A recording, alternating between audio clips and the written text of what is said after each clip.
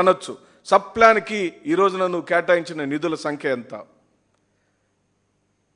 మాదిగపల్లిలో మౌలిక సదుపాయాల కల్పన కోసం ఏర్పాటు చేసిన సబ్ ప్లాన్ నిధులు నువ్వు ఈ రోజున ఈ కేటాయింపులు ఎంత పెట్టావు?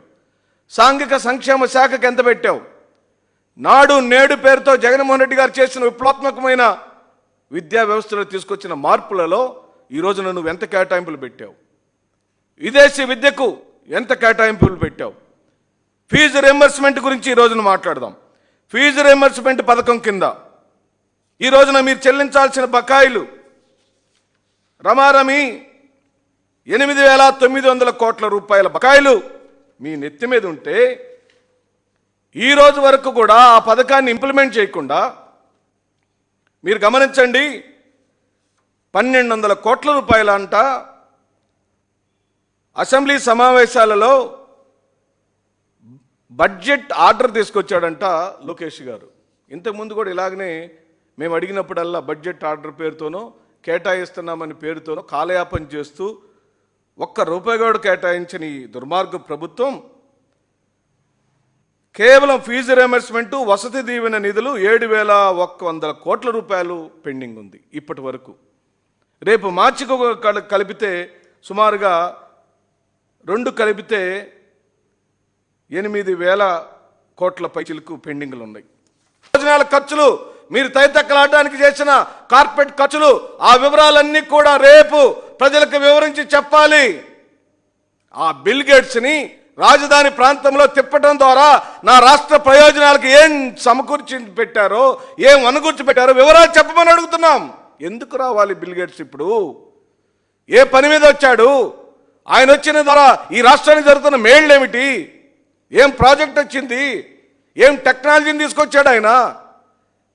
ఆ టెక్నాలజీ ద్వారా ఈ ఆంధ్ర రాష్ట్ర ప్రజలకు ఏ మేలు జరుగుతుందో దయచేసి సవివరంగా చెప్పమని అడుగుతున్నాం. పెడుతున్నా నారా లోకేష్ గురించి నేను మాట్లాడుతున్నా, ఉప ముఖ్యమంత్రి పవన్ కళ్యాణ్ గురించి నేను మాట్లాడుతున్నా. నీ సభ్యత్వానికి 2 కోట్ల రూపాయలు విరాళాలు ఇచ్చారే, నీ పార్టీ మేలు కోసం 2 కోట్ల రూపాయలు విరాళం ఇచ్చారు కదా. ఈ బిడ్డల సంగతి చూడండి అయ్యా. పవన్ కళ్యాణ్ గారు, ఈ చనిపోయిన బిడ్డ గురించి ఒకసారి ఆలోచించండి అయ్యా. ఎలుకలతో కలిసి చచ్చిపోతున్న బిడ్డల గురించి ఆలోచించండి అయ్యా. పురుగులు అన్నం పెడుతున్నారయ్యా, దాని గురించి ఆలోచించండి అని సందర్భంగా నేను మనవి చేస్తూ, మీ బడ్జెట్ కేటాయింపులలో ఎందుకు మా మీద అంత కక్ష? ఏమైపోతున్నాయి ఈ డబ్బులన్నీ? ఎక్కడికి వెళ్ళిపోయినాయి ఈ డబ్బులన్నీ? ఈ డబ్బుల వివరాలను మీరు చెప్పాలి. ఒక్క ఫీజు రియంబర్స్మెంటే కాదు, బాబాసాహెబ్ అంబేద్కర్ విగ్రహానికి నీళ్లు పోసే నాదుడు లేడు మిత్రుడా. పిచ్చి మొక్కలు అక్కడ వస్తే మొక్కలు పీకే నాదుడు లేడు. ఫౌంటైన్ ఎండిపోతే ఫౌంటైన్ శుభ్రం చేసే నాదుడు లేడు. ఈ రోజున అమెరికాతో సహా ప్రపంచంలోనే ఏ వ్యక్తికి దక్కని గౌరవం మన బాబాసాహెబ్ అంబేద్కర్కి ప్రపంచంలో దక్కుతుంది. సిగ్గుపడాలి నారా చంద్రబాబు నాయుడు, సిగ్గుపడాలి పవన్ కళ్యాణ్, సిగ్గుపడాలి నారా లోకేష్. మీకు బాబాసాహెబ్ అంబేద్కర్ అంటే దళిత సామాజిక వర్గ నాయకుడిగా కనపడుతున్నాడేమో, కానీ ప్రపంచ మేధావిగా, ప్రపంచ విద్యావేత్తగా, అత్యధిక చదువులు చదువుకున్న, ప్రపంచంలోనే ఏ వ్యక్తి చదువుకున్న చదువులు మన బాబాసాహెబ్ అంబేద్కర్ చదువుకున్నాడని అమెరికా తన విద్యాదినంగా ప్రకటించింది. సిగ్గుపడాలి మీరు.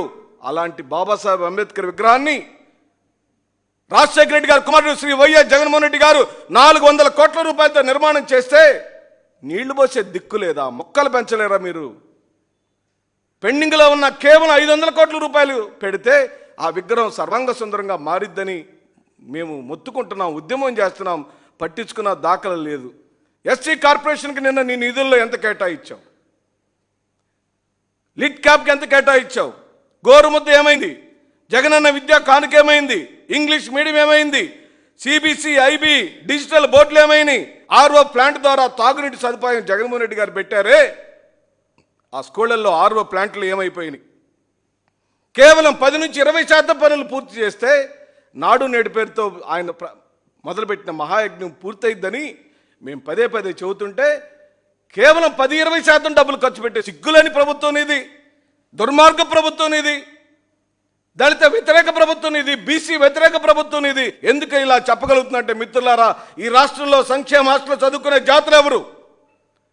ఈ రాష్ట్రంలోని గురుకుల పాఠశాలల్లో, చిన్న పాఠశాలలో చదువుకునే బిడ్డలు ఎవరు? ఏ సామాజిక వర్గం వాళ్ళు? వాళ్ళంటే నీకు చిన్న చూపు, అందుకని వాళ్ళకి నువ్వు ఈ రోజున ఏమీ చేయలేదని సందర్భంగా నేను మనవి చేస్తూ నేను ఎప్పటికీ డిమాండ్ చేస్తున్నా, ఈ రాష్ట్ర ప్రభుత్వాన్ని నేను డిమాండ్ చేస్తున్నా, ఈ 900 మంది కేసులు, ఆసుపత్రి పాలైన వాళ్ళు, చనిపోయిన వాళ్ళు, ఉరేసుకున్న పిల్లగాడు ఎందుకు చనిపోతున్నారు, ఎందుకు ఆసుపత్రి పాలవుతున్నారో సిఐడి ఎంక్వైరీ చేయమని డిమాండ్ చేస్తున్నాను. ఈ ముఖ్యమంత్రిని బర్తరఫ్ చేయమని డిమాండ్ చేస్తున్నాను.